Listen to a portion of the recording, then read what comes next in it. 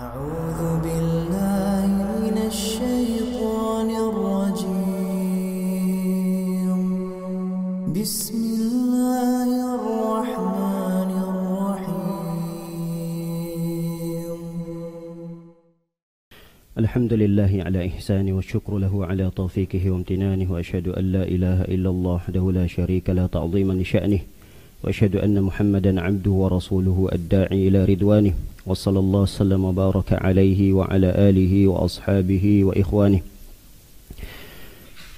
اللهم إنا نعوذ بك من علم لا ينفع ومن قلب لا يخشع ومن نفس لا تشبع ومن دعوة لا يستجاب لها. اللهم علمنا ما ينفعنا وانفعنا بما علمتنا وزدنا علما. اللهم إنا نسألك علما نافعا ورزقا طيبا وعملا متقبلا.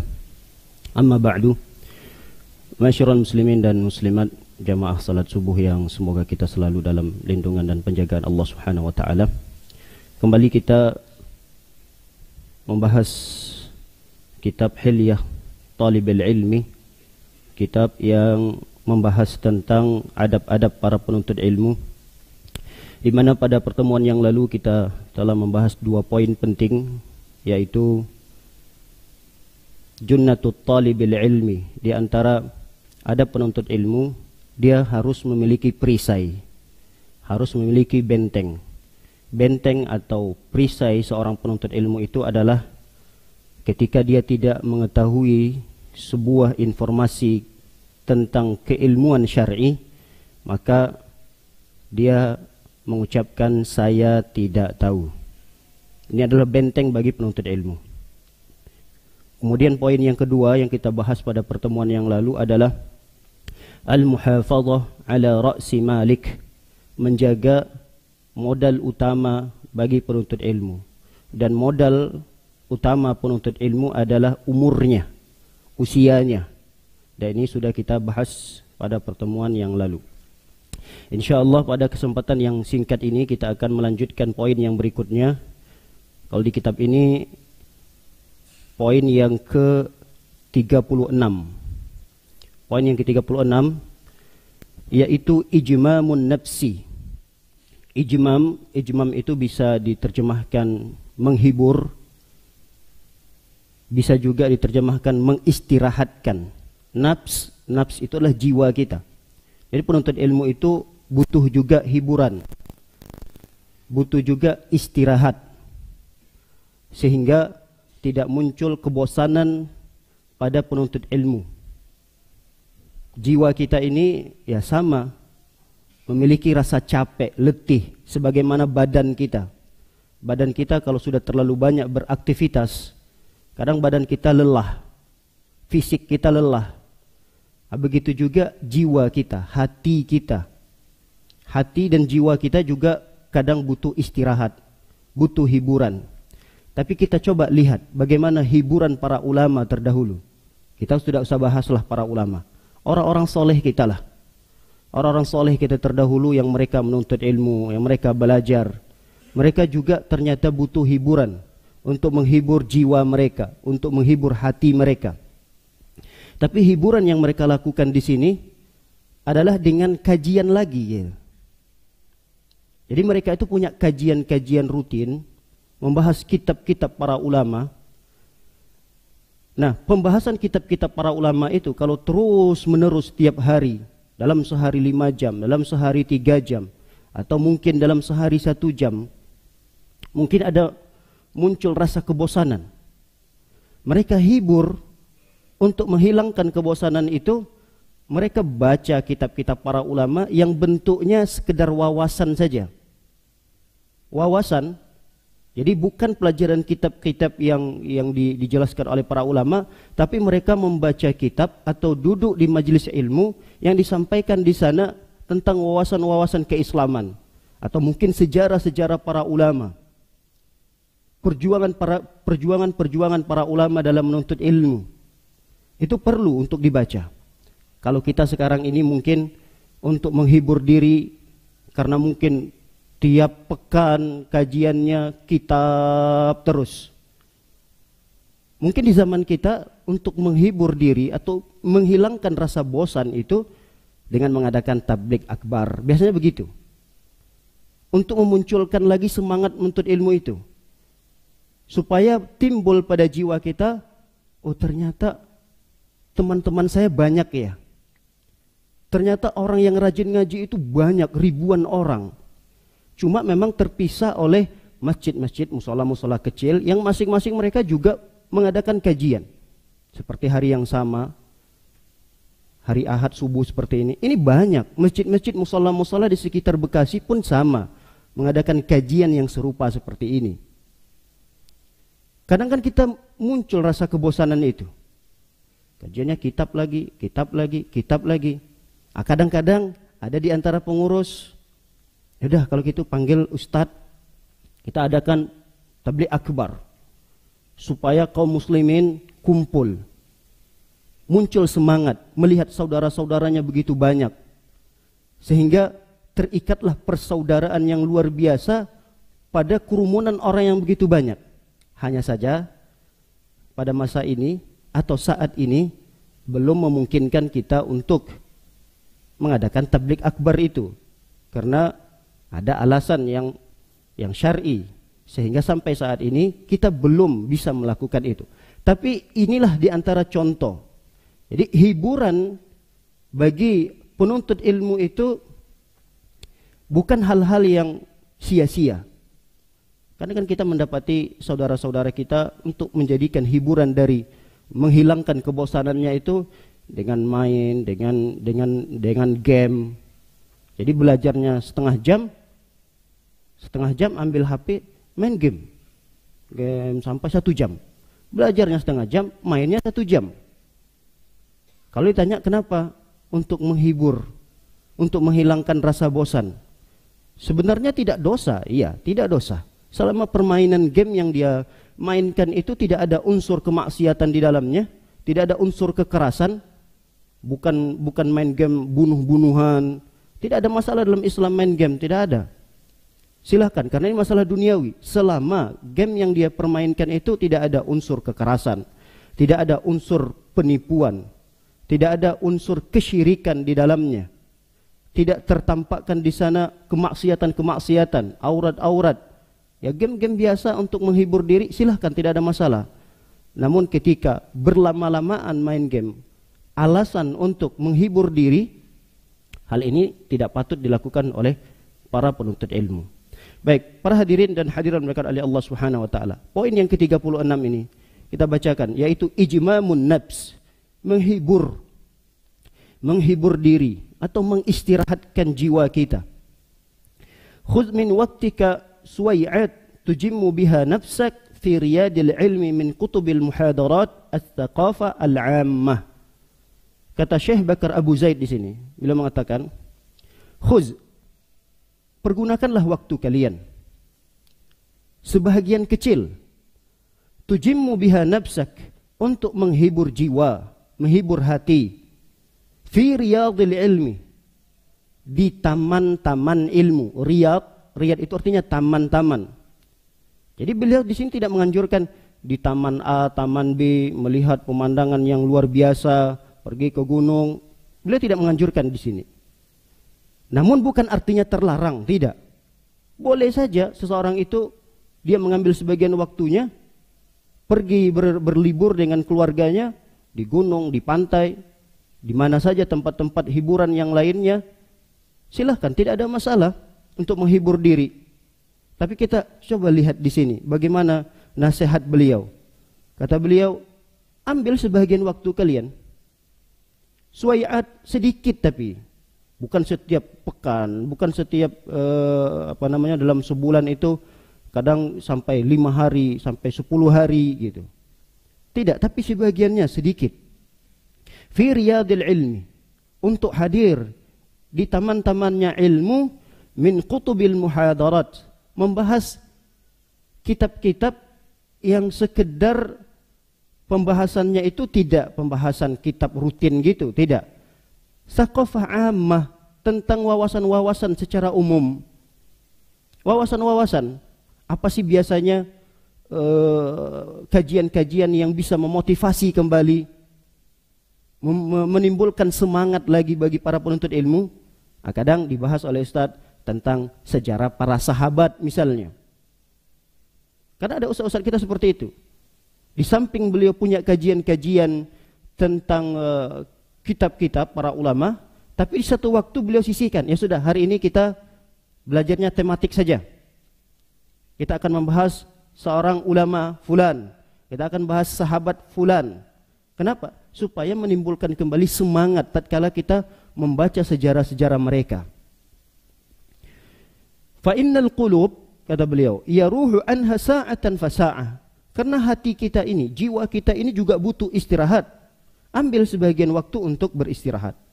Wa fil ma'thur, coba kita lihat apa yang diungkapkan oleh Amirul Mukminin Ali bin Abi Thalib. Beliau pernah berkata, ajimmu hadhil qulub, hibur jiwa kalian.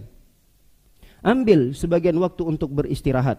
Wabtaghu laha taraif al-hikmah, fa innaha tamallu kama tamallu al-abdan. Kata beliau, ambil untuk menghibur jiwa itu dengan membaca kisah-kisah yang penuh dengan hikmah. Fa innaha, karena sesungguhnya jiwa kita, hati kita, tamallu, dia punya sifat bosan juga. Sebagaimana badan kita ini juga punya sifat bosan. Kita kan di dalam keseharian kita punya rutinitas. Pergi pagi sebelum terbit matahari, pulang tenggelam matahari. Dari hari Senin sampai hari Jumat. Bosan, aktivitas kerjaan, kantor, apapun aktivitas yang kita kerjakan. Dari Senin sampai Jumat. Itu kan menimbulkan kebosanan yang luar biasa. Makanya ada libur yang diberikan oleh perusahaan-perusahaan di hari Sabtu, di hari Ahad atau hari Minggunya. Itu apa? Untuk menghilangkan kebosanan. Sehingga setelah dia melalui 2 hari yang libur dari pekerjaan, masuk di hari Seninnya semangat lagi bekerja gitu. Begitulah kira-kira dalam menuntut ilmu. Menuntut ilmu juga sama seperti aktivitas yang lainnya. Karena menuntut ilmu ini yang dibutuhkan adalah hati dan jiwa kita. Kalau badan ini tidak terlalu diperlukan, perlu, tapi tidak dominan gitu. Badan jasad kita ini dalam menuntut ilmu tidak lebih dominan diperlukan. Yang diperlukan dalam menuntut ilmu adalah hati, jiwa, karena dia yang berkonsentrasi. Nah, jiwa dan hati kita yang capek dalam berkonsentrasi, belajar, menghafal, dia butuh istirahat juga, butuh hiburan juga. Maka kata Ali bin Abi Thalib, fa innaha tamallu kama tamallul abdan. Ingat bahwa jiwa kita, hati kita juga punya sifat bosan sebagaimana badan kita memiliki sifat bosan. Wa qala Syekhul Islam Ibnu Taimiyah. Syekhul Islam Ibnu Taimiyah pernah berkata, apa kata beliau? Fi hikmatin nahyi anit tatawwu fi mutlaqil awqat. Hikmah dibalik kenapa adanya larangan salat mutlak di waktu-waktu tertentu. Ada kan waktu-waktu yang dilarang mengerjakan salat sunnah mutlak? Kapan itu? Di antaranya. Kapan di antara waktu yang dilarang untuk mengerjakan salat mutlak? Salat sunnah mutlak. Habis salat subuh sampai terbitnya matahari. Nanti di siang hari ketika matahari persis di atas kita sampai matahari condong masuk waktu salat zuhur, itu waktu yang kedua. Waktu yang ketiga dilarangnya kita untuk salat sunnah mutlak adalah habis salat asar sampai tenggelamnya matahari. Nah, ternyata kata Syekhul Islam Ibnu Taimiyah rahimahullah, hikmah di balik itu adalah supaya jiwa, badan kita beristirahat sejenak. Untuk apa? Untuk persiapan ibadah berikutnya. Apalagi ibadah yang berikutnya itu adalah ibadah yang wajib. Seperti zuhur, maghrib. Jadi semangat lagi untuk beribadah. Diistirahatkan dulu dari ibadah. Ibadah sunnah. Sunnah yang dilakukan, salat mutlak. Istirahat. Waktu-waktu tersebut digunakan untuk istirahat supaya lebih semangat lagi untuk mengerjakan ibadah-ibadah yang berikutnya. Bal fin nahyi anhu ba'dul awqat masalih ukhra min ijbamin nafs ba'dul awqat min thaqalil ibadah kama yujimmu bin naumi wa ghairihi. Kata beliau rahimahullahu ta'ala, waktu yang dilarang, waktu-waktu salat untuk dilakukan, dilarangnya salat di waktu-waktu yang terlarang itu ada maslahatnya, ada kebaikan-kebaikan yang didapatkan. Di antaranya adalah untuk mengistirahatkan jiwa tadi di waktu-waktu tersebut. Karena ibadah yang kita lakukan ini berat, salat, ibadah-ibadah yang lain. Jadi butuh istirahat. Kama yujimmu bin naum, sebagaimana badan kita juga kita istirahatkan dengan tidur atau dengan bersantai, dengan hal-hal yang lainnya. Walihada qala Mu'adz. Lalu kemudian Mu'adz berkata, apa kata beliau? Inni la ahtasibu naumati kama ahtasibu qaumati. Kata beliau, aku berharap pahala dari Allah Subhanahu wa taala dari tidurku sebagaimana aku berharap mendapatkan pahala dari terbangunku. Jadi bisa jadi kita mengambil sebagian waktu untuk beristirahat, untuk menghibur diri. Itu bisa menjadi ibadah bagi kita. Sebagaimana kata Mu'adz tadi, saya berharap dengan tidurnya saya, dengan banyak aktivitas dilakukan, dengan banyaknya waktu diambil untuk menuntut ilmu, kemudian sebagian waktunya digunakan untuk tidur. Kata Mu'adz, aku berharap pahala dari Allah Subhanahu wa taala dari tidurku ini. Berarti niat tidurnya bagus. Dia untuk menimbulkan semangat lagi agar dalam menuntut ilmu lebih kencang lagi, lebih semangat lagi, lebih hebat lagi. Dia tidur dulu sesaat, bangun dari tidur, semangat lagi dalam beraktivitas, terutama dalam beribadah. Begitulah harusnya dalam kehidupan kita sehari-hari. Ketika kita mengambil sebagian waktu untuk berlibur, sebagian waktu untuk menghibur diri, silahkan, tidak ada masalah. Tapi ingat, kita harus berniat di sana. Cantumkan niat yang baik. Sebagaimana yang dikatakan Mu'adz tadi, kita berharap kepada Allah pahala yang bisa kita dapatkan dari berliburnya kita. Ini kan luar biasa. Kita berlibur, bersenang-senang, tertawa dengan keluarga, tertawa, gembira dengan teman-teman, tapi kita bisa dapatkan pahala di sana. Dan ini tidak mungkin didapatkan oleh orang-orang biasa. Orang-orang awam biasa nggak mungkin mendapatkan pahala dari berlibur mereka, nggak mungkin. Kenapa? Karena semata-mata yang mereka lakukan cuma sekedar bersenang-senang doang, cuma mendapatkan kegembiraan saja, menghibur keluarganya. Cuma itu tok niatnya. Kalau itu tok niatnya, ya sudah. Apa yang dia niatkan akan dia dapatkan. Niatnya hanya sekedar berlibur, dia dapatkan berlibur. Niatnya akan membahagiakan keluarga, keluarganya akan bahagia, keluarganya akan senang. Tapi apakah ada pahala dari liburannya itu? Tidak. Begitu juga olahraga yang kita tekuni. Setiap harinya kadang kita jalan, ada yang lari, ada yang magai macam lah. Nah, ada orang yang dia rajin menuntut ilmu, dia bisa mendapatkan pahala dari olahraganya. Dan itu tidak akan mungkin didapatkan oleh orang-orang awam biasa. Karena olahraga ini kan siapa saja melakukannya. Orang awam berolahraga, orang kaya berolahraga, orang miskin berolahraga. Penuntut ilmu berolahraga, cuma bedanya penuntut ilmu, olahraganya bernilai pahala. Dan ini diantara hikmah yang disebutkan oleh para ulama, butuh memang kita beristirahat sejenak, tapi tidak lebih banyak waktu itu kita habiskan dibandingkan dari menuntut ilmu. Nah, ini harus kita garis bawahi.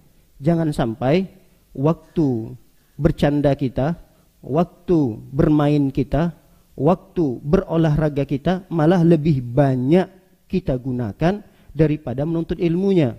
Ini terbalik. Kalau dulu menuntut ilmunya yang banyak, berolahraganya sedikit, bercandanya sedikit, mengambil sebagian waktunya sedikit untuk berlibur. Ini yang dilakukan oleh para penuntut ilmu yang sejati. Ustadz, kita ini kan bukan penuntut ilmu yang sejati. Ya, walaupun kita bukan penuntut ilmu yang sejati, tapi kita berusaha untuk menjadi penuntut ilmu yang sejati. Walaupun tidak persis seperti mereka, minimal kita berusaha untuk mengikuti jejak mereka. Kalau pengen seperti mereka, ya nggak mungkin. Kalau persis seperti mereka, sudah banyak para ulama berhamburan di Indonesia ini. Ya, tapi kita harus berusaha, harus meluangkan waktu secara sengaja. Kita sengajakan waktu itu, kita sisihkan untuk menuntut ilmu. Wa qala bal qad kil, bahkan ada yang mengatakan sebagian ulama, tapi ini juga hampir sama dengan apa yang dikatakan oleh Syekhul Islam Ibnu Taimiyah, sehingga tidak perlu kita bacakan kembali karena hampir mirip sekali dengan apa yang dikatakan oleh Syekhul Islam tadi. Walihada kanat al-utlah al-usbu'iyyah lit-tullabi muntashirah mundu amadin ba'id. Oleh karenanya, kata Syekh Bakar Abu Zaid, butuhnya liburan setiap minggu bagi para penuntut ilmu, dan ini sudah terjadi pada zaman-zaman dahulu. Kita lihat sekarang anak-anak kita yang sekolah dari Senin, Selasa, Rabu, Kamis, Jumat, ada hari-hari libur mereka. Dan ini juga ternyata sudah ada di zaman-zaman dahulu. Wa kana al-aghlab fiha, tapi yang kebanyakan terjadi pada ulama-ulama kita terdahulu, hari libur mereka itu adalah yaumul jum'ah wa asrul khamis, di hari Jumat dan di akhir-akhir hari Kamis. Jadi hari Kamis, hari Jumat. Ada sebagian lagi di hari Selasanya, hari Selasa, hari Jumat dan hari Kamis biasanya. Ya, kalau kita di Indonesia kebiasaan libur itu di hari Sabtu, di hari Minggu. Nah, itulah sebagian yang bisa kita ambil waktunya buat berlibur. Silahkan. Kadang Masya Allah, ada di antara kita malah menggunakan waktu berlibur kita ini untuk mengistirahatkan badan kita, malah kita gunakan untuk belajar, menuntut ilmu. Alhamdulillah, kenikmatan yang luar biasa kita yang hadir di saat ini. Ini yang duduk saat ini di masjid, ini hanya segelintiran masyarakat kecil yang duduk di sini. Ini kan luar biasa, kenikmatan yang luar biasa yang Allah berikan kepada kita di hari-hari di mana harusnya kita beristirahat dari lelahnya kita bekerja, lalu malah kita gunakan untuk duduk sejenak mendengarkan hadis-hadis Rasul SAW yang dibacakan, firman-firman Allah Subhanahu wa Ta'ala yang diperdengarkan kepada kita di salat subuh tadi. Ini kan luar biasa. Tidak banyak kenikmatan ini diberikan oleh Allah kepada makhluk-makhluknya, kepada manusia, hamba-hambanya. Maka kenikmatan yang besar ini pantas bagi kita untuk mensyukurinya. Begitu juga dengan adanya Idul Fitri, adanya Idul Adha. Itu kan di bulan Ramadan kita ibadahnya kencang lagi. Ada yang diantara kaum muslimin yang non-stop ibadahnya luar biasa di bulan Ramadan, semangatnya luar biasa. Butuh istirahat.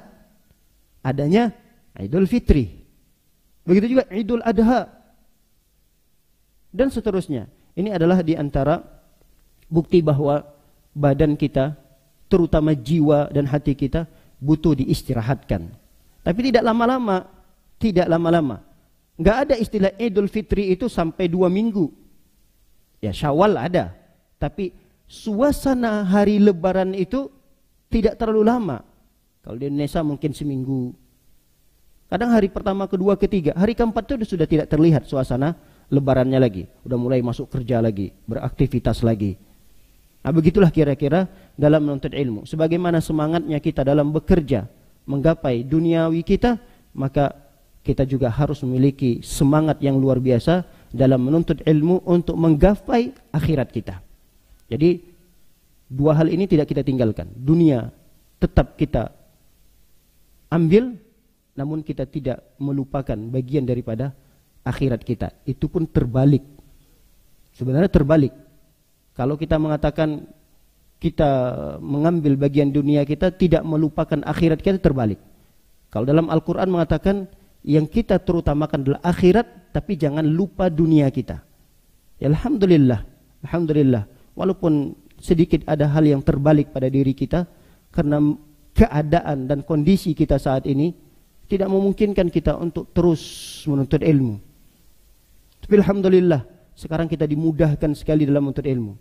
Di waktu-waktu istirahat kita, di kantor misalnya, tidak ada yang menghalangi kita untuk menuntut ilmu.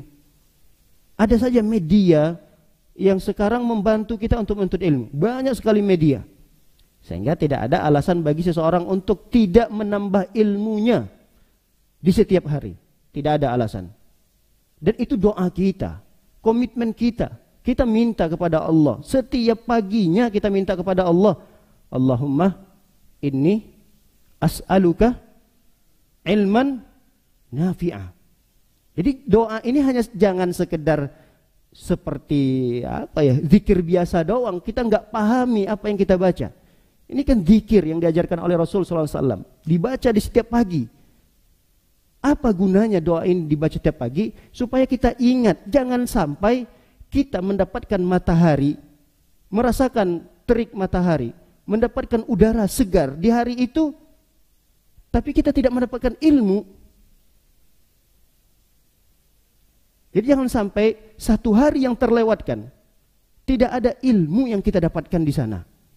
Tidak ada satu hadis yang kita baca, tidak ada Al-Quran yang kita baca, lalu kemudian terjemahannya. Jangan sampai. Karena setiap paginya kita minta kepada Allah, Allahumma inni as'aluka ilman nafi'ah. Baru kemudian rizki, wa rizqan tayyibah. Kalau yang poin kedua ini, wa rizqan tayyibah, setelah kita sholat subuh, kita baca doa ini. Kita praktekkan nih doa wa rizqan tayyibah dengan kita keluar rumah, bekerja. Tapi mana poin yang pertama? Ilman nafi'ah. Mana ilman nafi'ah yang kita dapatkan hari ini? Kalau rizqan thayyibah, banyak yang sudah kita dapatkan di hari tersebut. Oleh karenanya para hadirin dan hadirat dimuliakan oleh Allah Subhanahu wa taala, kita harus betul-betul memaksakan diri kita agar bisa selalu menuntut ilmu syar'i, karena ini adalah suatu kebaikan yang akan kita dapatkan di dunia ini, terutama di akhirat kelak. Baik, kita masuk poin yang berikutnya. Poin yang ke-37. Qira'atut tashih wad-dhabti. Jadi di antara adab penuntut ilmu itu adalah membaca buku-buku untuk mengkoreksi. Bukan buku itu yang dikoreksi, tapi bacaan kita. Ini bacaan kita sudah benar atau belum? Jadi membaca buku-buku para ulama, jadi tujuan daripada membaca buku itu adalah untuk mengkoreksi kalau ada yang salah, atau tujuan dari membaca itu adalah untuk mengakuratkan hafalan kita. Kita udah hafal nih, udah kita hafal hadis itu, kita baca lagi supaya kita mengakuratkan ini benarkah lafaz yang kita hafal ini sesuai nggak dengan teksnya. Dan itu kita dapatkan di majelis-majelis, apalagi di Masjid Nabawi, Masjidil Haram. Itu kita lihat dalam satu masjid itu berdekatan, majelis-majelis berdekatan. Ada Syekh Fulan, ada Syekh Fulan, ada Syekh Fulan, Syekh Fulan, Syekh Fulan. Mereka itu membaca kitab. Jadi habis kitab A, mereka pindah ke kitab B. Dibaca saja, dibaca. Paling nanti syekhnya duduk mendengarkan begini, didengarkan, ada yang salah, dikoreksi, dikomentari, dikoreksi. Kadang ada kata-kata atau ada lafaz-lafaz yang terlihat gharib di sini asing. Kayaknya jarang terdengar lafaz itu. Lalu kemudian dijelaskan oleh syekhnya. Maksud dari lafaz itu adalah begini. Jadi kebanyakan yang mereka lakukan itu cuma membaca aja. Baca salah diperbaiki. Bukan begitu, yang benar begini. Salah begini. Itu ada lafaz yang kurang. Harusnya lafaz itu begini. Dikoreksi oleh syekhnya. Jadi membacanya itu di depan guru yang menguasai. Makanya Syekh Bakar mengatakan di sini, ihris ala qira'ati tashih wad-dhabt ala syekhin mutkin. Bacalah kitab-kitab itu agar kita bisa mengkoreksi, membenarkan bacaan kita yang salah, atau mengakuratkan kembali hafalan kita di depan syekh, di depan guru, di depan kiai, di depan ustadz yang menguasai buku itu. Dia tahu harokatnya, dia tahu barisnya, dia tahu kesalahan-kesalahannya, dia tahu nanti makna-makna dari lafaz-lafaz yang dibaca itu tatkala muridnya tidak paham. Dia jadi murid-muridnya tidak, Syekh apa maksud daripada lafaz ini? Apa maksud daripada kata ini? Ada kuasa kata ini bagaimana maksudnya dan seterusnya. Itu perlu kadang kita lakukan. Kenapa? Lita'man min tahrif wa tashif wal ghalat wal waham. Supaya kita aman dari kesalahan. Barangkali ada hal-hal yang salah cetak. Ya namanya buatan manusia. Kita lihat kitab-kitab terjemahan itu. Itu kalau kita lihat kitab-kitab terjemahan itu, banyak kadang-kadang salah dalam menerjemahkannya. Makanya para ulama tidak, bagi penuntut ilmu ya, bagi penuntut ilmu yang betul-betul serius, para ulama tidak menyarankan untuk membaca buku-buku yang terjemah. Apalagi bergantung pada buku-buku terjemah. Karena banyak hal-hal yang salah kadang kita lihat. Bukan kesalahan itu disengaja, bukan. Tapi kadang ada satu halaman yang tertinggal dari terjemahan itu sehingga terputus penjelasannya. Ada kadang satu baris yang tertinggal dari terjemahan itu. Kadang ada ungkapan para ulama yang memang tidak bisa diterjemahkan dengan bahasa Indonesia. Jadi satu ungkapan para ulama itu kalau mau terjemahkan malah satu halaman jadinya. Karena nggak bisa diterjemahkan dengan bahasa Indonesia, nggak bisa diterjemahkan. Karena bahasa Arab ini kaya, luar biasa maknanya. Sehingga kalau kita paksakan untuk terjemahkannya, cuma dia 3 baris, tapi untuk menerjemahkan itu jadi satu halaman. Nah, sehingga sebagiannya udahlah ditinggalkan saja. Tinggalkan. Sebagian penerjemah ada yang meninggalkan begitu saja. Nah, oleh karenanya para hadirin dan hadirat oleh Allah Subhanahu wa taala, poin ini juga penting bagi para penuntut ilmu. Dan ini adalah merupakan kebiasaan para ulama terdahulu. Coba kita lihat biografi para ulama seperti Ibnu Hajar. Mereka membaca kitab-kitab yang luar biasa seperti Sahih Bukhari. Sahih Bukhari ini kalau kita lihat isi hadis yang tercantum di dalamnya sekitar 7.000-an. Bukan matanya tok, bukan. Tapi bersamaan dengan sanadnya. Sanad hadis itu kadang hampir sama dengan matannya. An fulan, an fulan, an fulan, fulan, haddasana fulan, sami'tu fulan. Itu juga dibaca. Fulan, fulan, fulan, fulan. Saya mendengarkan dari fulan, fulan bercerita kepada muridnya. Ini dibaca, lalu kemudian nanti matannya. Baru Nabi sallallahu alaihi wasallam bersabda. Apa isi hadisnya? Itu sekitar 7.300-an hadis lah kurang lebih. Lihat Ibnu Hajar Al-Asqalani rahimahullahu ta'ala. Beliau pernah menghabiskan, menyelesaikan, mengkhatam kalau bahasa kita sekarang, mengkhatam Sahih Bukhari itu dengan 10 pertemuan. 10 pertemuan. Kita membahas kitab kecil ini udah pertemuan keberapa ini? Entah 15 atau 16 ini. Ini kitabnya kecil sebenarnya. Cuma kitab saku, tapi kelihatan tebal memang karena ada penjelasan di sini, penjelasan para ulama. Disyarah lagi, dijelaskan lagi. Maksud kata ini dijelaskan lagi, dikembangkan lagi oleh Syekh Muhammad bin Saleh Al-Utsaimin rahimahullah taala. Maka terlihat tebal. Padahal bukunya kecil. Untuk membahas ini udah hampir 15 pertemuan. Imam Ibnu Hajar rahimahullah taala, Sahih Bukhari sekitar 700 hadis. 7.300 hadisan kurang lebih. Itu diselesaikan dalam 10 pertemuan. Cuma yang menjadi pertanyaan kita, satu pertemuan itu berapa jam? Dijelaskan di sini, kullu majlisin 10 sa'at. Setiap pertemuan itu, setiap majelis itu menghabiskan 10 jam. Kuat enggak 10 jam duduk?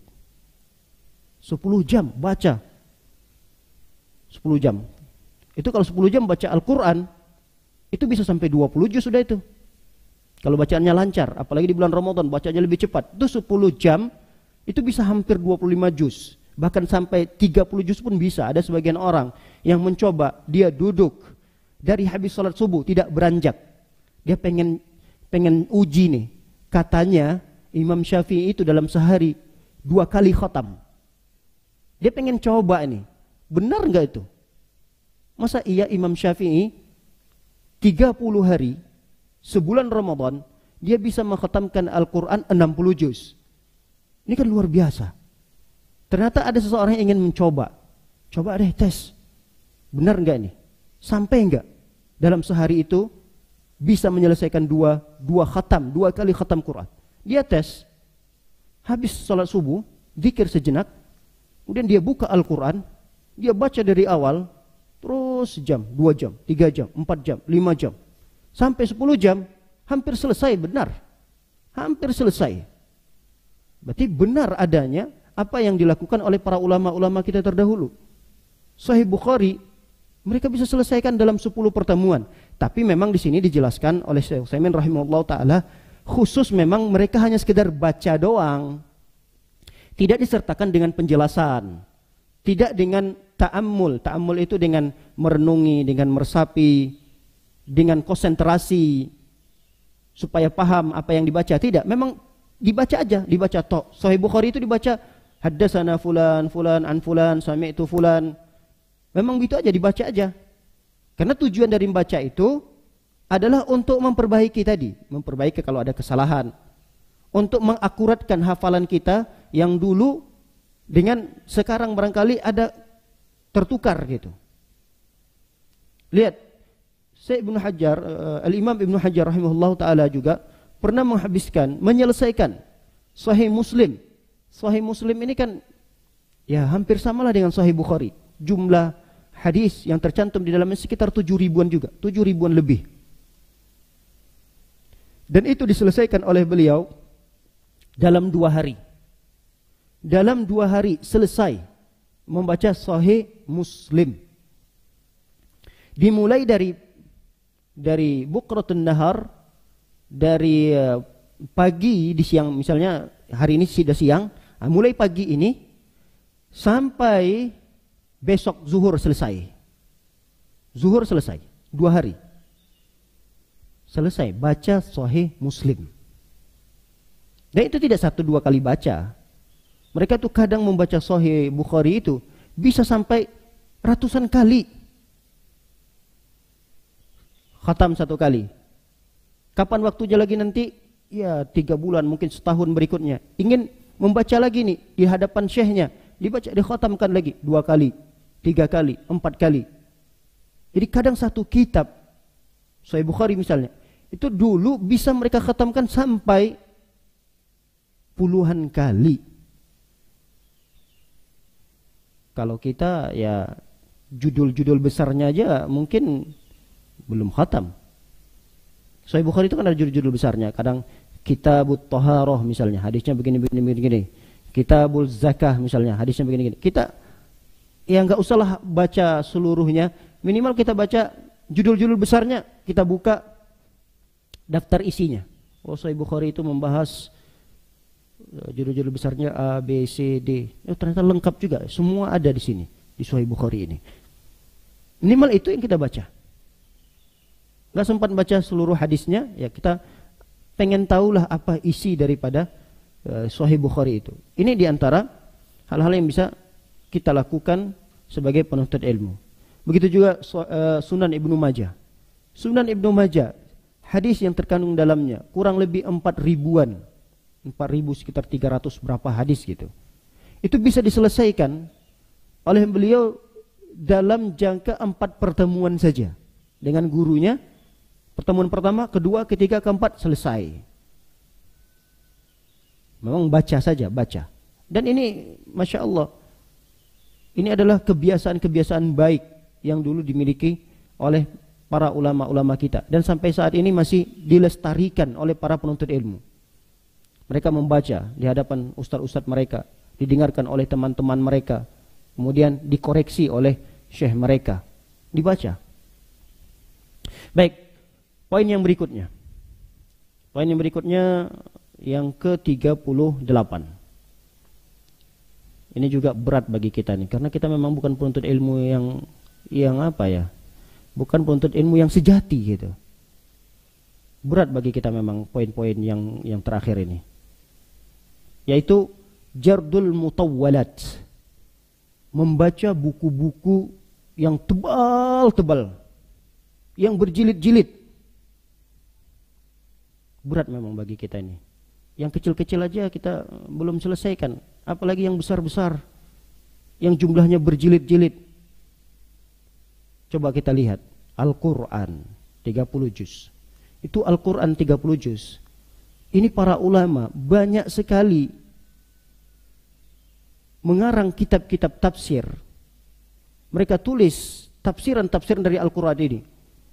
Dan itu jumlahnya berjilid-jilid. Yang terkenal adalah tafsir At-Tabari misalnya.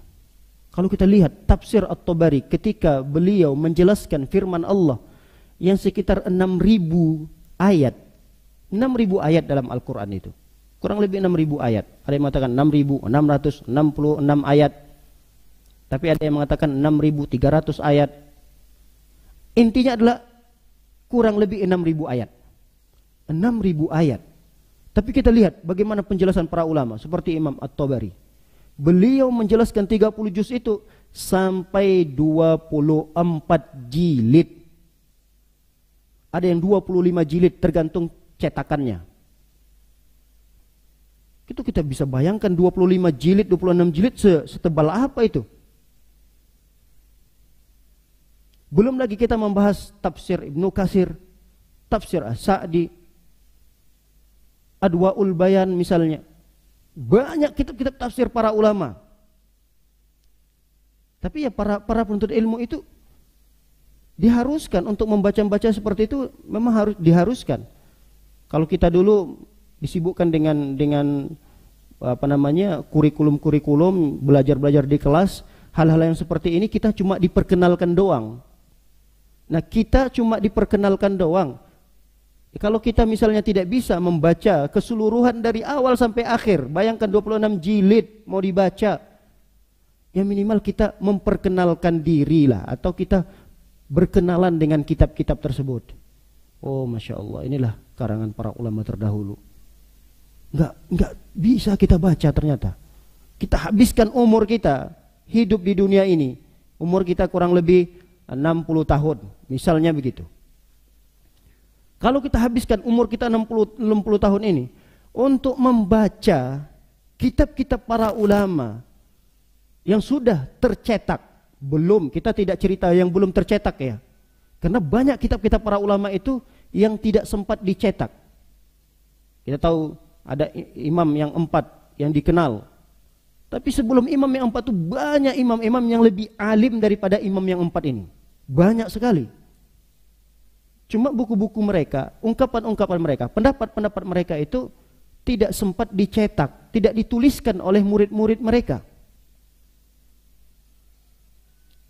Ini yang sudah tercetak aja, kita mau habiskan, kita mau mengabdikan umur kita untuk membaca saja kitab para ulama itu. Umur kita udah habis, kitabnya masih banyak yang belum tersentuh. Jadi berkenalan dengan kitab-kitab para ulama seperti ini. Contohnya jangan tafsir lagi. Kalau kita berpindah kepada kitab hadis misalnya. Kitab hadis juga banyak kan, ada Sahih Bukhari, Sahih Muslim, Sunan Abu Daud, Sunan An-Nasai, Sunan At-Tirmidzi, Sunan Ibnu Majah. Belum lagi Musnad Imam Ahmad. Banyak kitab-kitab hadis para ulama, banyak sekali. Kitab hadis itu ternyata dijelaskan lagi oleh para ulama, dikembangkan lagi makna daripada hadis-hadis Nabi itu. Di antaranya Sahih Bukhari misalnya dikenal dengan Fathul Bari. Jadi penjelasan Sahih Bukhari itu dijelaskan oleh Al-Imam Ibnu Hajar Al-Asqalani. Dibuatlah nama kitabnya Fathul Bari. Fathul Bari itu sekitar 20 jilid. Ada yang sekitar 18 jilid. Kalau cetakannya lebih bagus lagi, bisa sampai 25 jilid. Tebal sekali itu. Sahih Bukhari dijelaskan oleh para ulama sampai berjilid-jilid lagi. Ini baru Sahih Bukhari. Dan Sahih Bukhari itu tidak satu ulama yang mensyarahnya. Ada beberapa ulama yang mensyarah kitab Sahih Bukhari itu. Sahih Muslim, belum lagi Sunan Abu Daud, belum lagi kalau kita kembali kepada ilmu fikih. Tergantung mazhabnya apa. Syafi'i, nanti ada khusus lagi pembahasan kitab fikih yang dibahas oleh para ulama yang bermazhab Syafi'i misalnya, seperti Al-Majmu' fi Syarhil Muhazzab Imam An-Nawawi. Itu puluhan jilid membahas tentang fikih mazhab Syafi'i. Ada lagi kitab fikih Al-Mughni. Al-Mughni itu Masya Allah, berjilid-jilid. Andai kata ini ruangan masjid kita ini semuanya mau kita isi dengan kitab-kitab para ulama, enggak cukup. Ini kurang besar apa lagi nih masjid kita. Ini mau kita isi nih semuanya dengan kitab-kitab para ulama itu. Ini ruangannya enggak cukup menampung kitab-kitab para ulama yang berjilid-jilid besarnya. Jadi kita, ya penuntut ilmu harus tahu bagaimana upaya yang dilakukan oleh para ulama terdahulu dalam menjaga ilmu itu. Kita tidak diminta, tidak dibebankan oleh Allah Subhanahu wa taala untuk membuat karya yang sama, enggak. Enggak dibebankan sampai seperti itu, enggak diwajibkan. Tapi minimal kita, bentuk penghargaan kita terhadap para ulama itu seperti apa? Ya, kita duduk di majelis ilmu, dengarkan penjelasan-penjelasan mereka yang tadi berjilid-jilid itu, bisa diringkas oleh ustadz-ustadz kita. Ada poin-poin penting yang mungkin akan terus kita hadapi dalam kehidupan kita sehari-hari. Minimal itu yang kita kaji. Kalau yang berjilid-jilid itu kan kadang tidak sesuai dengan apa yang kita alami dalam kehidupan kita. Ada hal-hal yang sering kita alami dalam kehidupan kita itu. Nah, nanti dicomot oleh ustadz tersebut. Ini dalam kitab ini jilid sekian. Ah, inilah permasalahan Bapak. Sudah ada keterangannya dari para ulama. Minimal hal-hal yang seperti itulah yang bisa kita dapatkan dari ustadz-ustadz kita gitu.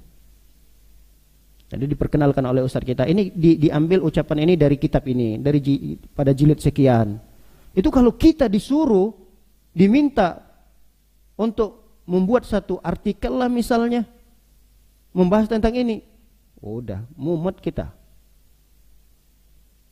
Karena kita para ulama itu banyak sekali, pusing kita mau bukanya. Kita buka lagi ini, dan seterusnya. Nah, kita sekarang sudah dimudahkan sekali dengan adanya ustadz-ustadz kita, Masya Allah. Kadang ustadz-ustadz kita itu, mereka membahas suatu pembahasan yang mudah untuk kita pahami. Padahal kita tidak tahu bagaimana perjuangan beliau dalam mencari, dalam mengumpulkan itu. Yang sejam andai kata kita lihat, ustadz-ustadz kita yang menyampaikan 1 jam. Dari tafsir Al-Quran yang dia jelaskan begini, ayat ini begini. Itu belum tentu sejam 2 jam persiapan ustadz itu. Kadang kita tidak terlalu menghargai gitu. Pembahasan tafsir lagi, firman Allah ayat sekian, kan diterjemahkan sudah ada, tinggal baca terjemahan, itu aja repot. Ngapain satu ayat sampai dibahas sampai sekian menit, sampai 15 menit, satu ayat doang. Padahal satu ayat itu bisa 20 halaman ustadz kita meringkasnya supaya mudah dipahami. Malah kita mengatakan terlalu panjang lebar pembahasannya. Apa nggak bisa diringkas lagi apa gimana? Nah, oleh karenanya para hadirin dan hadirat melakukan oleh Allah Subhanahu wa taala, kitab-kitab yang begitu luar biasa yang dimiliki oleh kita, ini suatu kebanggaan bagi kita umat Islam.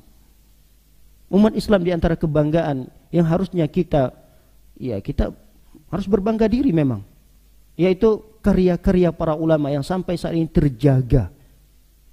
Hanya saja kadang-kadang tidak ada di depan mata kita. Bukan artinya karena tidak ada di depan mata kita, karangan itu tidak ada. Cobalah sekali-kali kita main di perpustakaan apa gitu. Perpustakaan yang betul-betul di sana kitab-kitab para ulama ya. Kitab-kitab para ulama yang berjilid-jilid banyaknya. Saya tidak tahu ada kitab-kitab, ada perpustakaan khusus di Indonesia ini yang betul-betul banyak mengkoleksi kitab-kitab para ulama. Yang saya tahu bahkan di Asia Tenggara inilah perpustakaan terbesar itu adanya di Lipia Jakarta. Itu di Asia Tenggara. Perpustakaan terbesar. Tapi sekarang sayangnya tidak boleh lagi sembarangan orang untuk masuk ke sana. Jadi khusus mahasiswa sekarang. Dan mudah-mudahan beberapa tahun ke depannya sudah dibolehkan lagi umum, orang umum untuk masuk ke sana. Karena ini banyak sekali kitab-kitab ruangannya lebih besar daripada ini. Dan itu Masya Allah, raknya itu rapat sekali, penuh dengan kitab-kitab para ulama, berjilid-jilid. Nanti dibuat lorong ini khusus mazhab Syafi'i, kitab mazhab Syafi'i semuanya. Lorong ini nanti mazhab Hambali, lorong ini nanti mazhab Maliki, mazhab Hanafi. Nanti kitab tafsir lagi, tafsir fulan, lorong ini tafsir semuanya. Dan luar biasa kalau kita melihat masuk ke sana, kita kadang-kadang tercengang-cengang, terkaget-kaget gitu melihat luar biasa nih para ulama, perjuangan mereka dalam menulis, mengabadikan karya-karya para ulama tersebut. Para hadirin dan hadirat dimuliakan oleh Allah Subhanahu wa taala. Untuk poin selanjutnya, poin yang ke-39. Di antara adab yang perlu kita hiasi pada diri kita adalah husnus su'al, yaitu bertanya dengan baik. Bertanya dengan baik kepada ustadz kita. Jadi ini termasuk adab yang perlu diperhatikan. Syekh Bakar Abu Zaid mengatakan, iltazim adab al-mubahasah min husnis su'al falistima' wa sihhatul fahmi lil jawab. Kata beliau, hiasilah diri kalian dengan adab ketika mengkaji ilmu. Apa di antara adab di saat mengkaji ilmu? Min husnis su'al, di antaranya adalah bertanya dengan cara yang baik. Husn itu adalah baik, soal itu bertanya.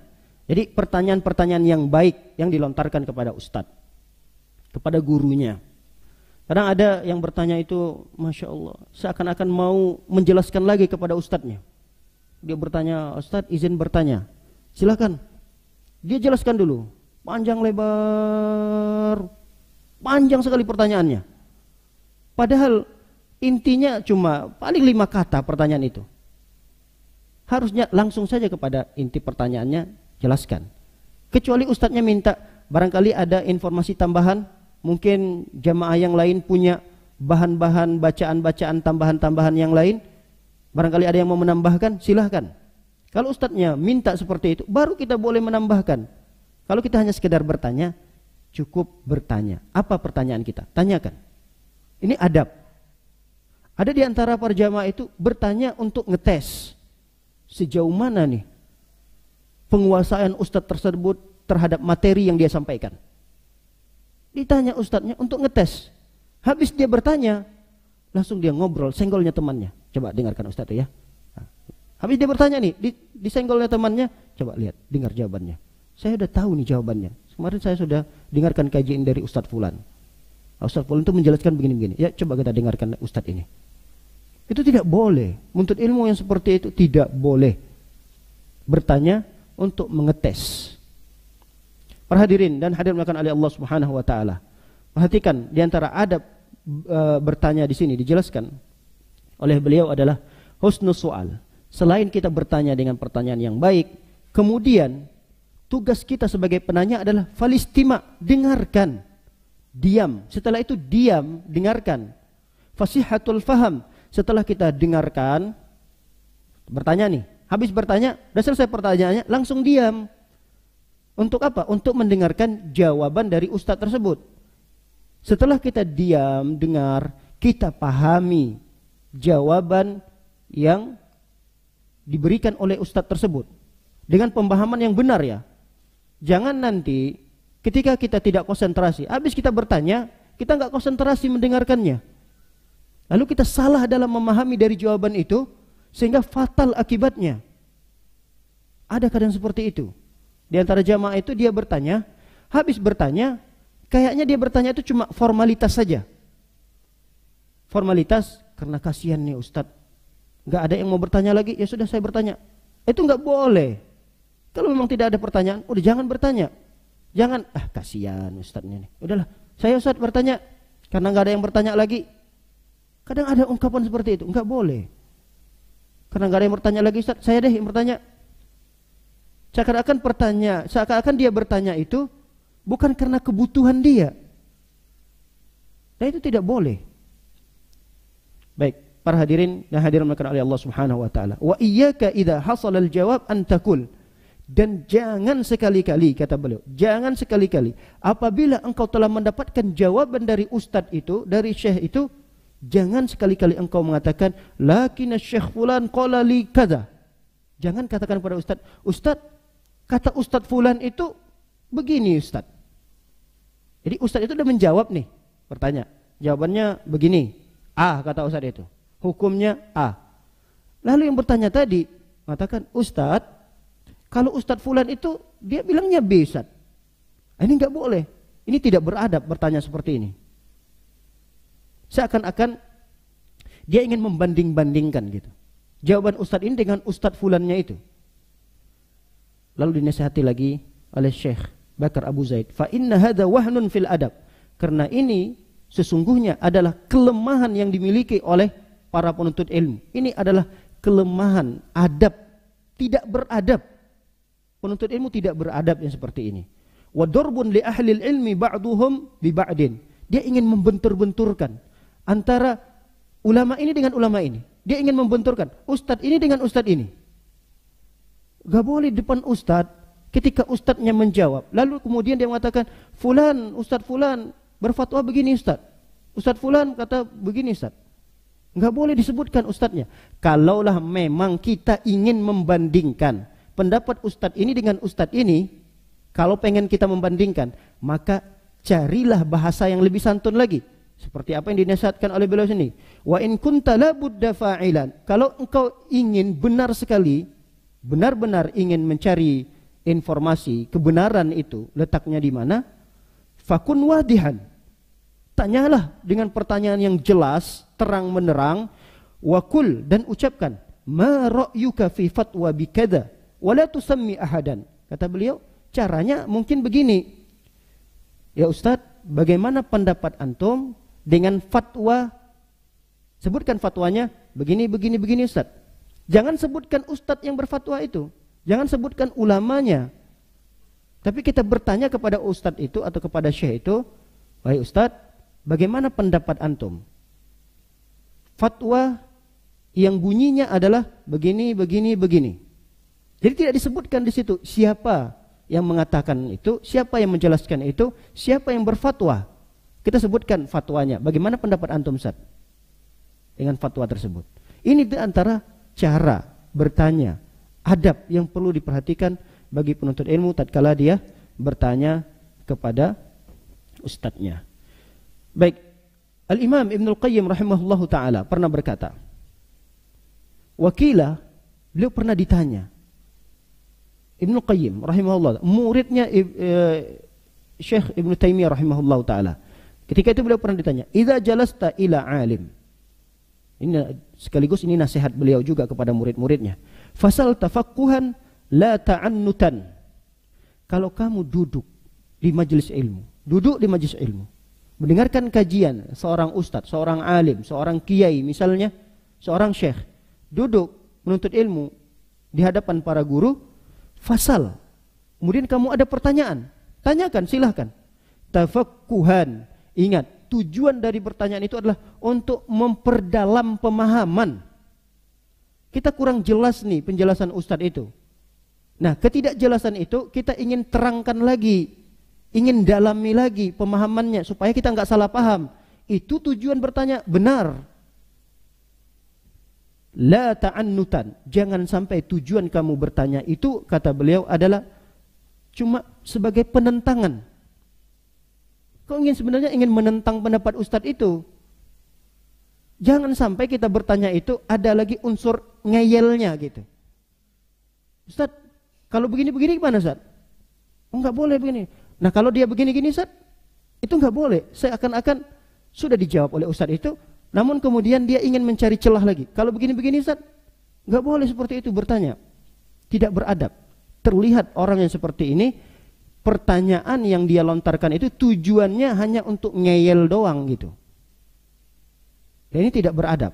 Jadi tujuan daripada kita bertanya itu semata-mata untuk memperdalam pemahaman kita dari penjelasan Ustadz tadi.